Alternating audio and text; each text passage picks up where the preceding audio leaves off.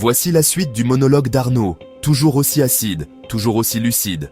Cette fois, sur la gestion des priorités, à l'époque bénie où la prod passait avant l'ego, même celui du président. La gestion des priorités, ou l'art de choisir entre un AS sur 400 mourants et un président vexé. Parce que vous croyez que c'est nouveau, les utilisateurs qui gueulent pour avoir leur ticket traité immédiatement? Que le syndrome du « tu sais pas qui je suis » est apparu avec les influenceurs LinkedIn en col roulé noir et lunettes rondes, détrompez-vous. Déjà à mon époque, il y avait de l'ego en bar, servi chaud, avec un shot d'autorité mal digéré. Et moi, Arnaud, je n'étais pas du genre à flancher. Non, j'étais un moine du ticket, un prêtre du backlog, un gardien de la vraie urgence. Je me souviens d'un jour très clair, ou très sombre, selon comment on voit les choses, où l'AS sur 400 de la chaîne de prod de Timbaland était en train de rendre l'âme. Pas en mode « j'ai besoin d'un reboot », non, en mode « je crache mes entrailles dans une bouillie de logs illisibles et si tu m'ignores, tu perds 100 000 paires de bottes ce week-end ». Et oui, Timbaland appartenait au groupe. Notre groupe. Le genre de détail que les commerciaux oublient, mais que moi, Arnaud, je gardais dans un coin de mon cerveau comme une grenade dégoupillée.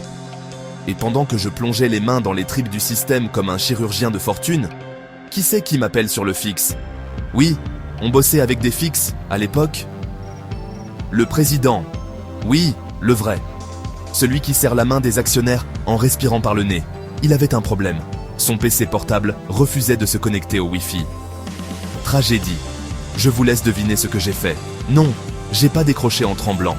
J'ai pas mis en pause l'opération à cœur ouvert sur l'AS sur 400 pour aller souffler sur son Dell tout neuf. J'ai juste dit, calmement, « Monsieur, je suis sur la chaîne de production Timbaland.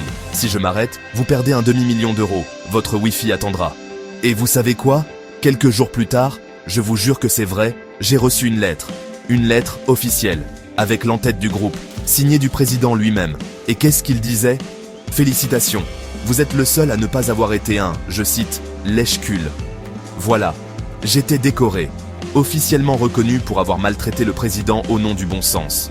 Aujourd'hui, si tu refuses un ticket urgent parce que la souris du directeur marketing est sale, t'as une réunion RH dans la demi-heure, t'as un coach agile qui te dit qu'il faut repenser la notion d'urgence à travers l'expérience utilisateur, t'as un chef de projet qui t'explique que tout est prioritaire. Et donc, logiquement, rien ne l'est. Mais ça fait mieux devant les clients. Mais à l'époque, on priorisait la prod. On priorisait les vrais trucs qui faisaient tourner les usines, les entrepôts, les systèmes critiques. On mettait de côté l'ego pour sauver le flux.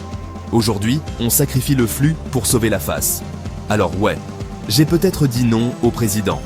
Mais j'ai dit oui à la bottine waterproof marron clair, pointure 42, référence TBL 1973, qui a pu sortir de l'usine comme prévu. Et quelque part, je dors mieux la nuit grâce à ça.